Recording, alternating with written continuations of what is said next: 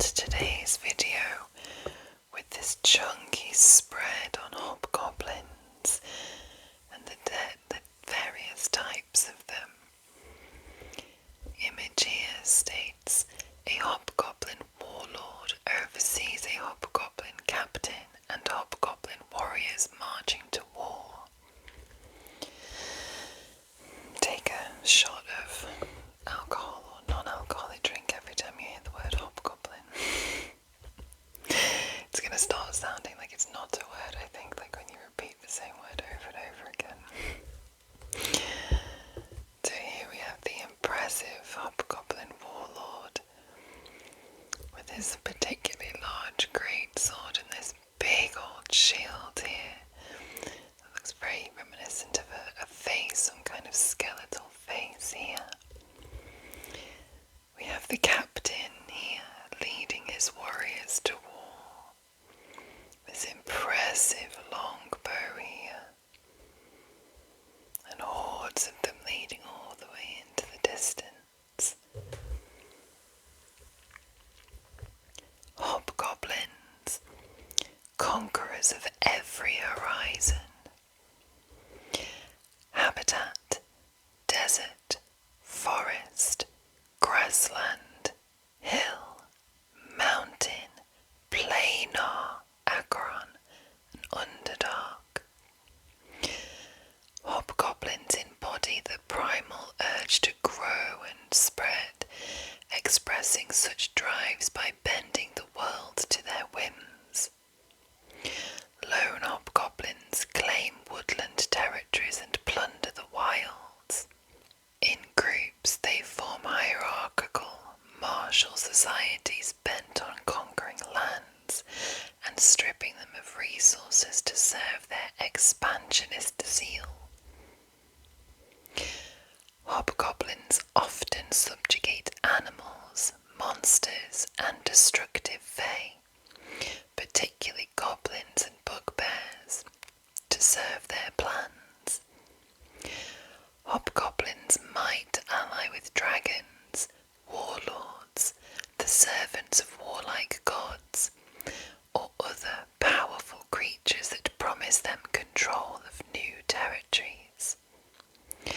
Should hobgoblins bring an entire land to heel, they seek new conquests, venturing across seas into the Underdark or to stars and planes of existence beyond. Many hobgoblins serve the violent god Maglubiet, whose hunger for conquest matches their own. Hobgoblin followers of Maglubiet flourish in the infinite battlefield of Acheron, where they endlessly indulge their drive for domination. These war-obsessed hobgoblins employ elaborate tactics and strange weapons, which they sometimes unleash on worlds of the material plane. So first up, Hobgoblin Warrior. Hobgoblin warriors might hunt and raid alone or with trained mastiffs, wargs, goblin gangs, or other allies. They employ simple tactics and exploit every advantage their allies provide. They willingly sacrifice companions in their pursuit of victory. And over here the stats. Hobgoblin warrior, medium fey, goblinoid, lawful evil. AC 18, HP 11, speed 30 feet, initiative +3. Its scores here. Gear, senses, languages, challenge rating, traits, pack tactics. The hobgoblin has advantage on an attack roll against a creature if at least one of the hobgoblin's allies is within 5 feet of the creature, and the ally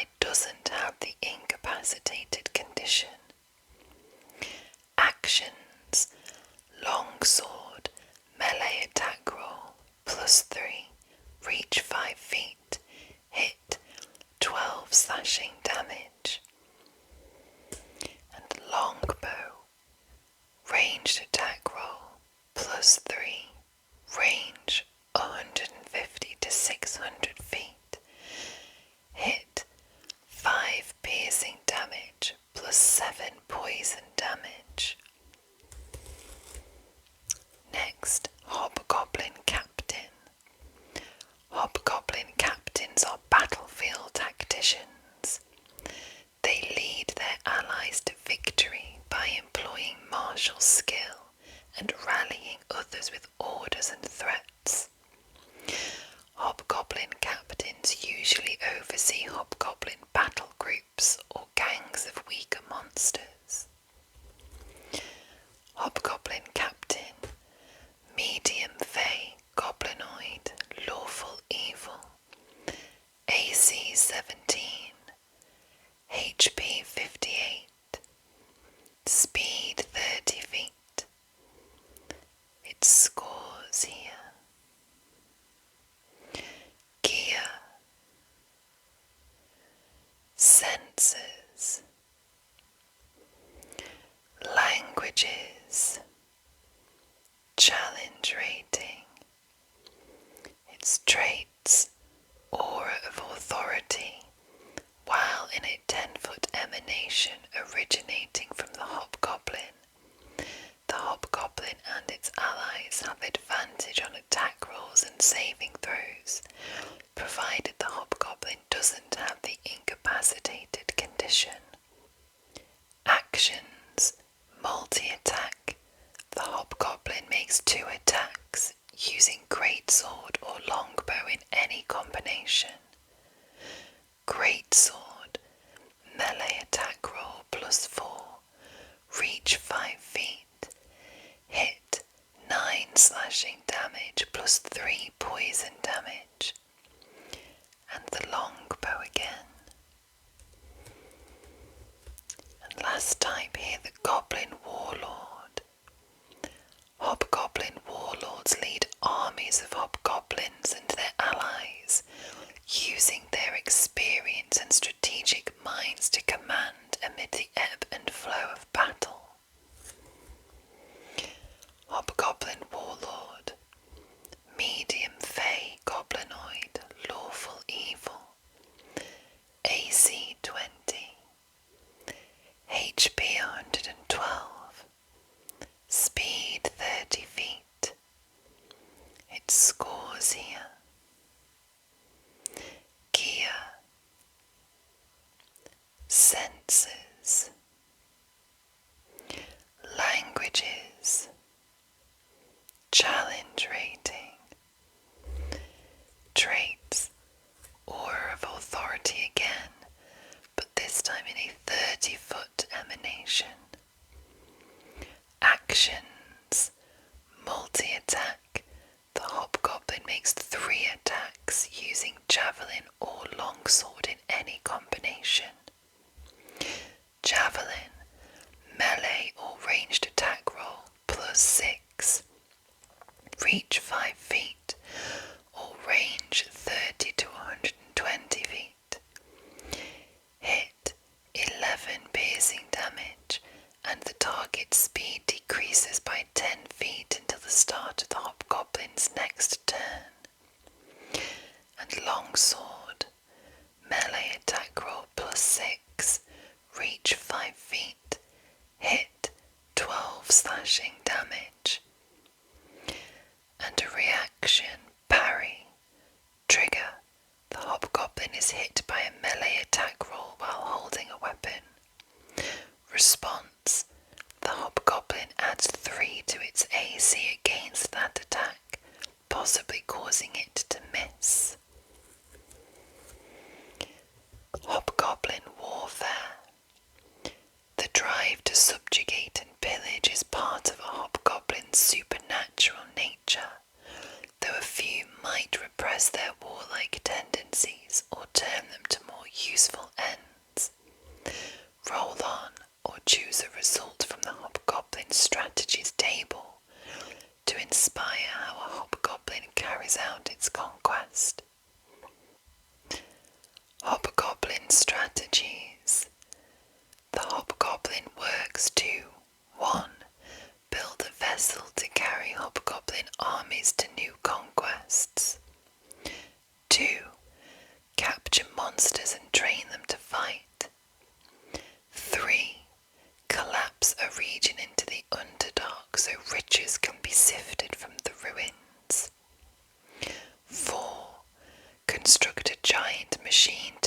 of resources. 5. Convince devils, dragons, or hobgoblins from Acheron to invade an enemy land. Or 6. Help short-sighted merchants undermine a government or despoil the environment. We're starting off with a D6 again today.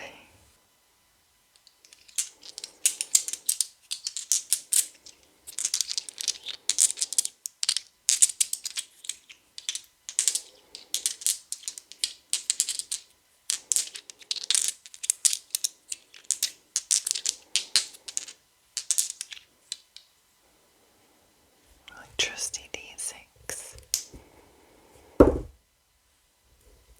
2. Capture monsters and train them to fight.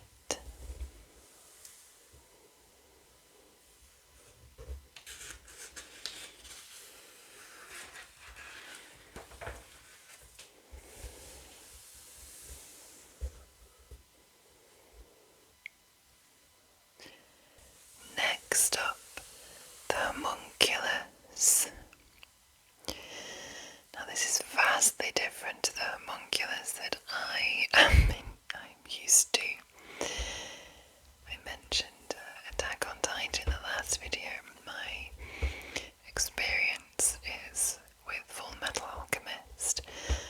Brotherhood specifically, I've not watched Full Metal Alchemist, just Full Metal Alchemist Brotherhood, the condensed anime. And they are very, very different to these creatures here. This one in particular is delightful. I love that it has that oxalotl vibe here. All of these sort of modelled slightly after different creatures. A sort of griffin style one here. A bat one up here. I'm going to be completely honest, I'm not quite sure what this one's going for. I'm seeing maybe some kind of toad, but there's only small toad features. Pop down in the comments what you think this is modelled off. Maybe a combination of creatures. I'm thinking bat and toad, but I'm really not confident on that. But I love how each one has its own colour scheme. We've got the grey and orange over here. We've got this wonderful purple and blue one that just looks like it's having the best time of its life.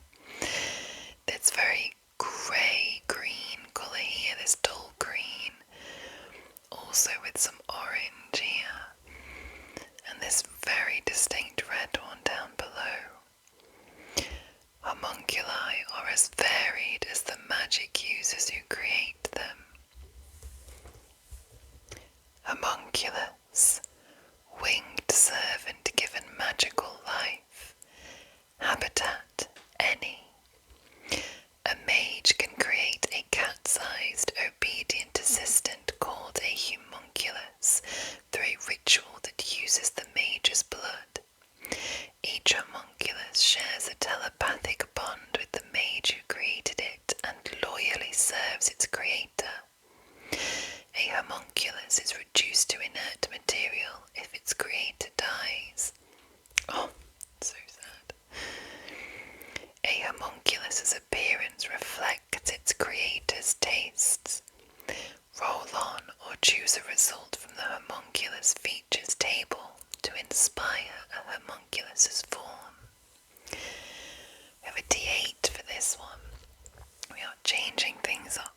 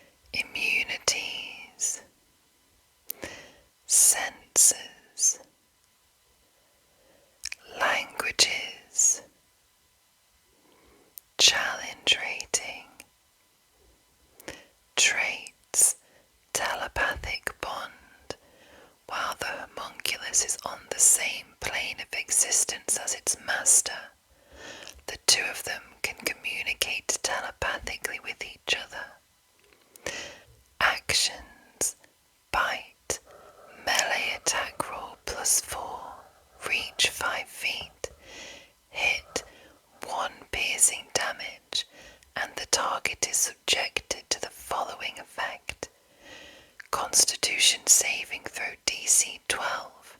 Failure. The target has the poisoned condition until the end of the homunculus's next turn. Failure by 5 or more.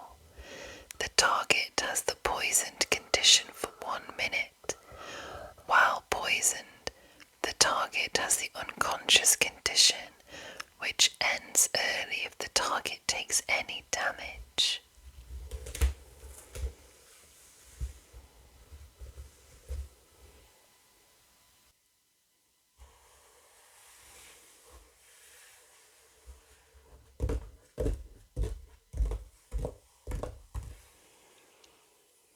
Onto the Hook horror next.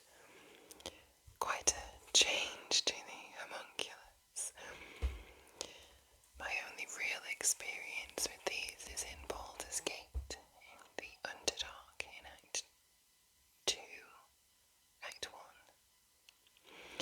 You know, I've played, I think this will be my 3rd playthrough of this game, and I still get the Underdark mixed up with Act 2. I think it's Act 1, but I think I relate it to Act 2 because Act 2 is all at night.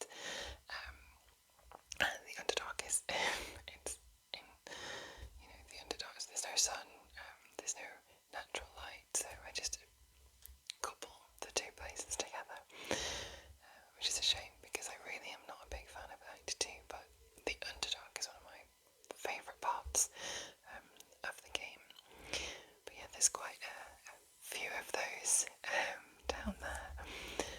They can be a little bit of a challenge, but once you've played the game a few times, you kind of you manage to figure out your tactics. But a really explosive image here.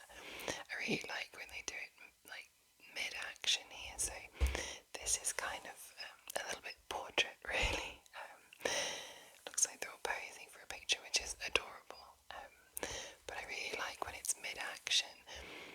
You can see the explosiveness, the broken stone, stalagmites and stalactites. I like these crystals poking through. I'd be absolutely collecting those for my alchemy bag. I like that, you know, mid-run, sort of being chased.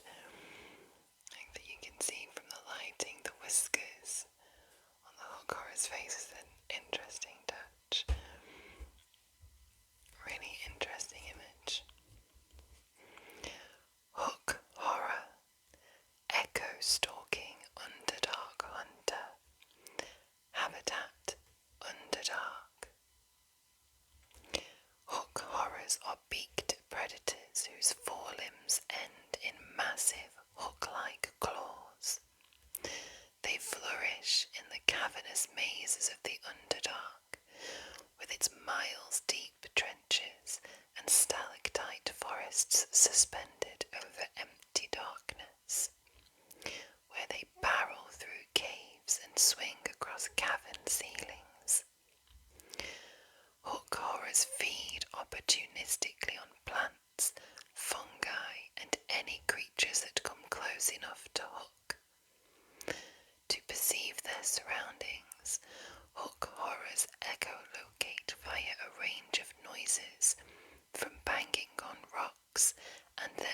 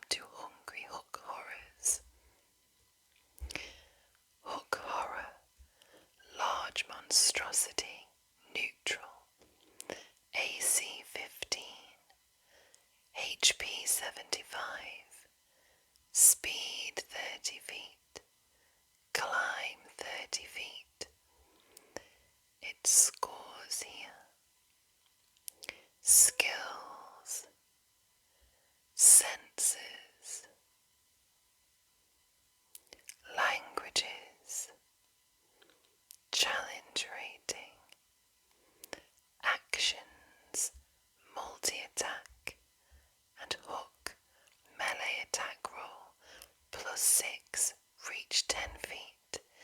Hit 11 piercing damage. If the target is a large or smaller creature, the hook horror moves the target 5 feet straight toward or away from itself. And they really are massive, these hooks.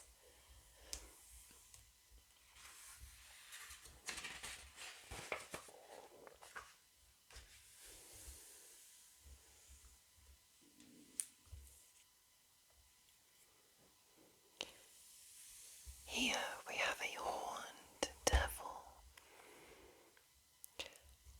I mention this a lot in the images in this book, but the colouring of this image is really pretty to me.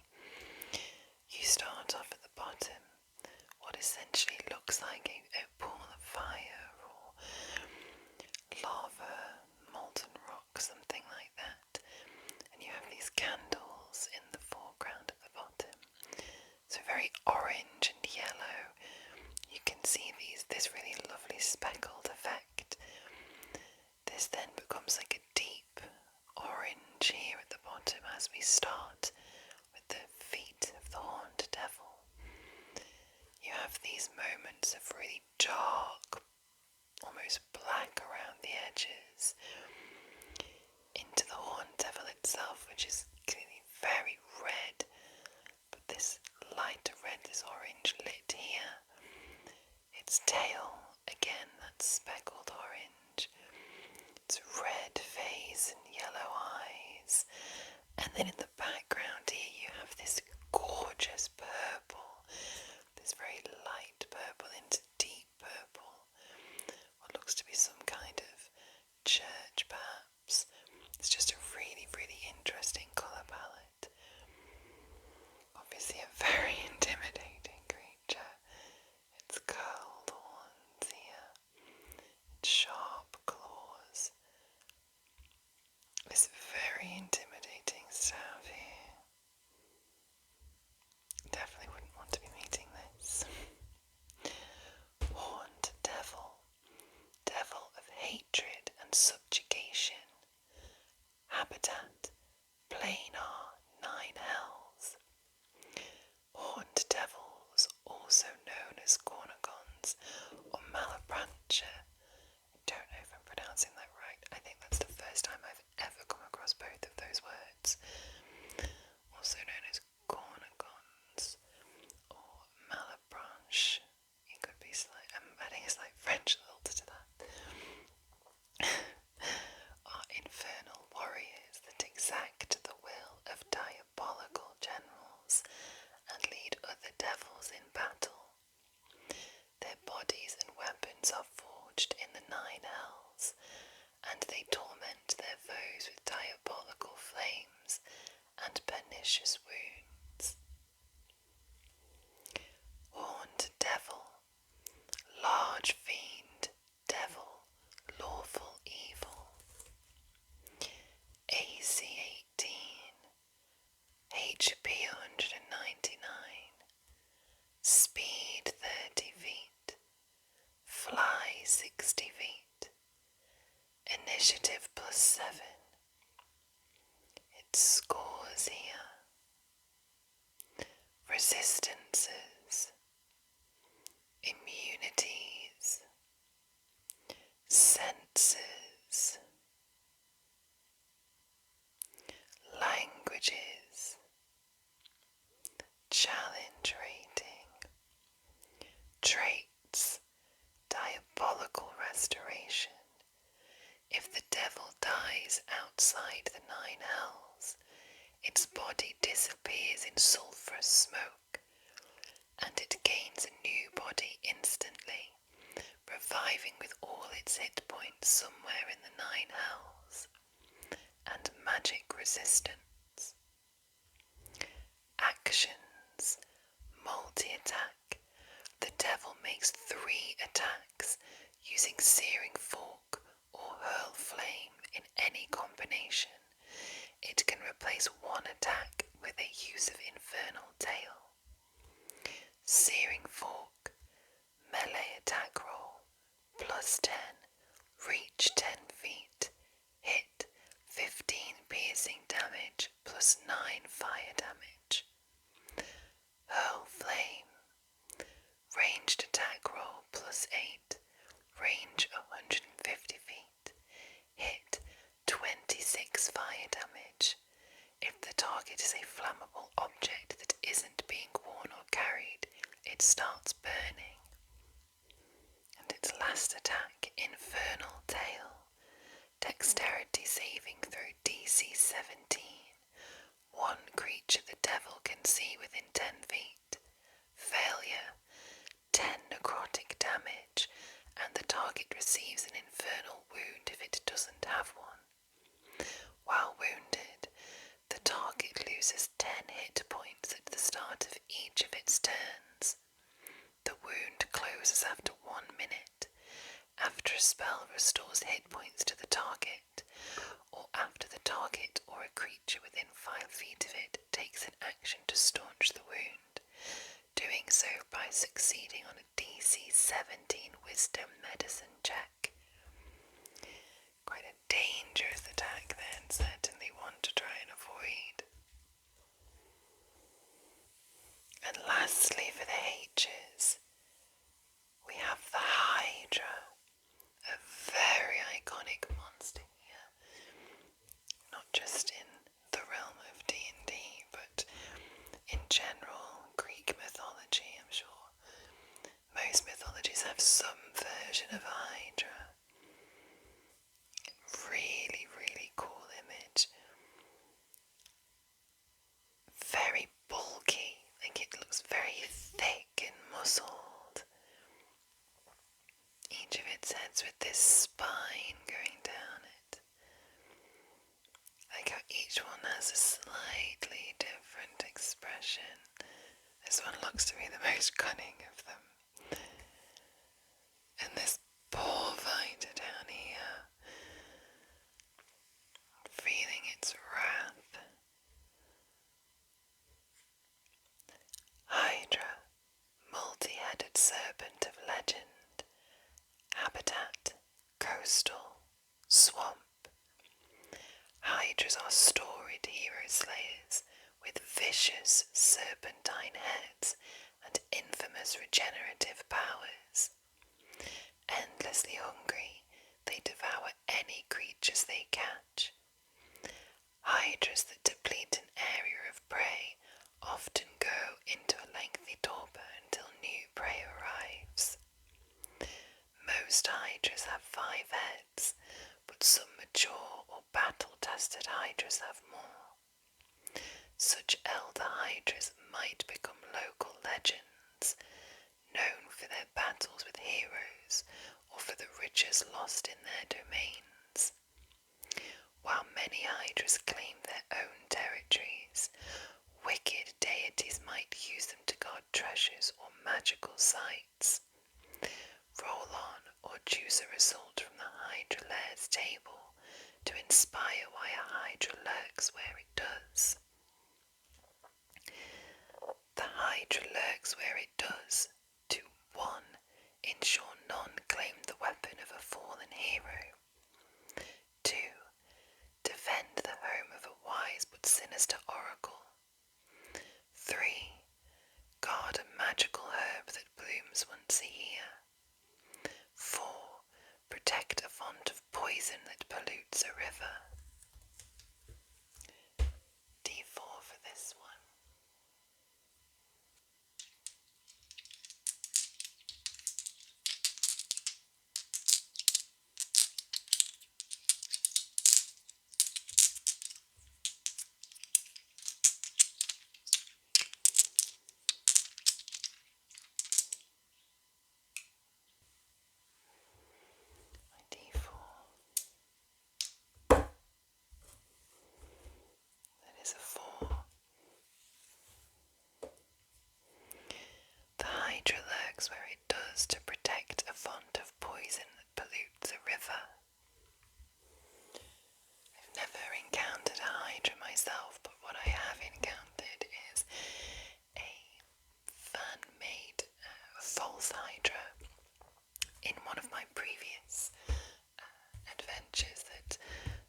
not short of completion.